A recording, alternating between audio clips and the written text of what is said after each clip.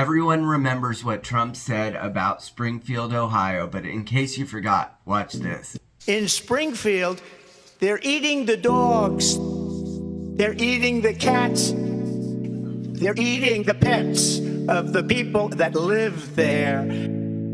They're eating the dogs, they're eating the cats, they're eating the pets of the people that live there. Governor Mike DeWine is sending some mixed signals about what he will do when ICE arrives in Springfield, Ohio. Let's get into it.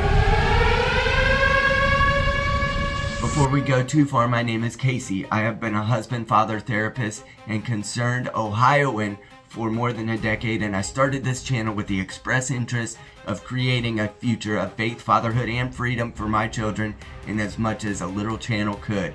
If you can get behind that, please like and subscribe on the way in. Let's get into what's going to happen in Dayton and near Springfield, Ohio when ICE comes knocking. With ICE, but he does say that they're going to need to follow good procedure, and the state troopers will make sure of that. We're here to keep the peace. We're going to do that in Ohio.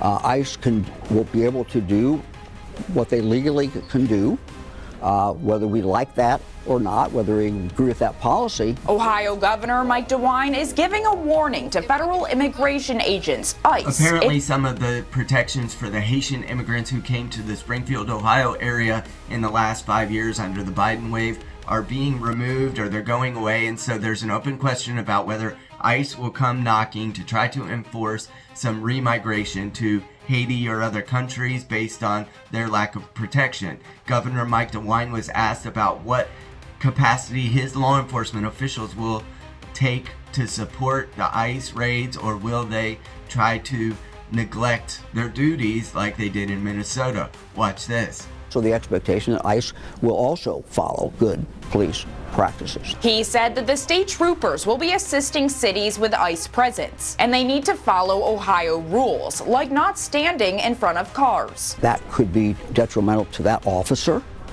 It could also involve some confrontation. Governor DeWine also stated that he believes protests will happen, and he said that law enforcement will need to abide by what it is to be a good officer throughout those protests, as well as stating that he thought some of the ways that the Minnesota protests went about trying to get their message across might not be appropriate for Ohioans. Watch this. Another way to avoid conflict would be to leave your firearms at home. Previously, DeWine urged protesters not to carry. How does that not go against the Second Amendment? I've been very, very clear. People have the right to bring a gun. Different question, is it that a wise thing to do, or would I recommend for them to do that? And my answer is no. We're going to demonstrate.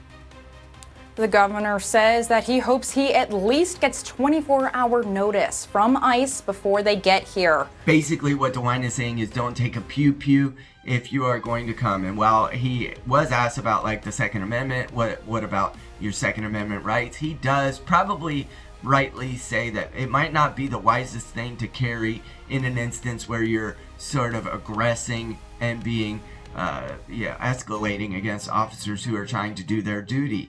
Now, the open question that I really have is, what is going to be the role of the Ohio State Police, the State Patrol, along with local law enforcement? Because I know that the mayor of Springfield, Ohio, along with some of the other city council and other officials, are really against the federal government. They don't like the Trump administration. They don't like what's happening with immigration and customs enforcement. And so the local officials, the local police, might actually have a struggle on their hands as to whether to assist the ICE agents, assist with like the whereabouts of some of these individuals who maybe their green cards or whatever has expired. And now the question is, how much pushback will they get from local law enforcement? Because honest to goodness, when the Minnesota State Police and local authorities started reinforcing police action in order to at least curtail the protests that were becoming volatile, that Minnesota occurrences began to go away.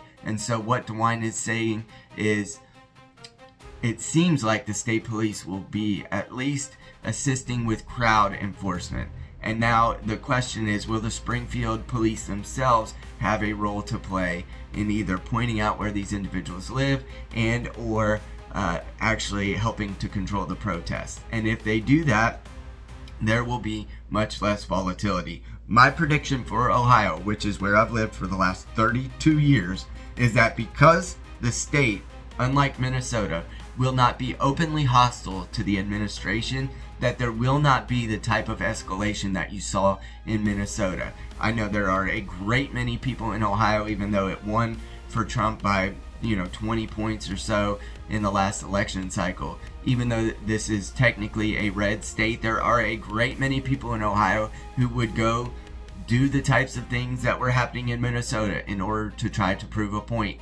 Trust me, I live around neighbors that have a strict intolerance for the Trump administration. And so there are people in Ohio who would try to aggress against officers. Will they be curtailed by local police? That's the real question. And as long as they are, Ohio will not become the next Minnesota if ICE comes our way.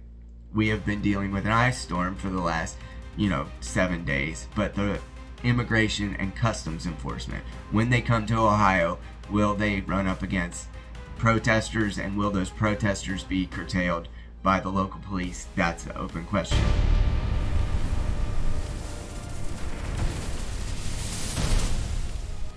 Recently elected Senator for Ohio, Bernie Moreno, who I actually did support in the election cycle, he had some other words to say about, which is directly contrasted to DeWine, who honestly, Mike DeWine has been a middle of the road governor for as long as he's been here, and everyone remembers the COVID shutdowns by Amy Acton, the Democratic candidate for governor who's running against Vivek Ramaswamy in this election cycle. Everyone remembers Amy Acton standing at his right side telling us arbitrary and tyrannical orders that we had to abide by, and DeWine was right there with her, giving her a back rub the whole time.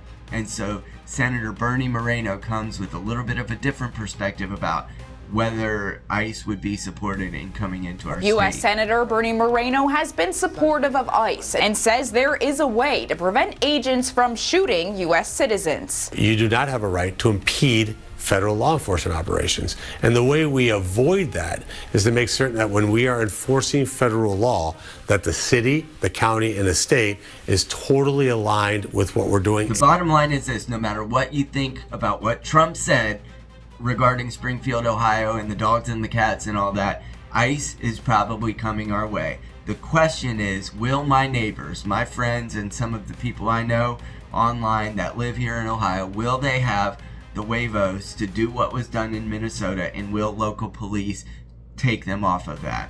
If you would like to support people from the Midwest just making middling content with mid-wit insights, please like, share, and subscribe. Thank you for watching to the end of the video, and I pray for my state. I pray that we would have a unified state that could get behind law and order, basically. And as long as we can support that together, I would love your support. Please like, share, and subscribe. I appreciate it.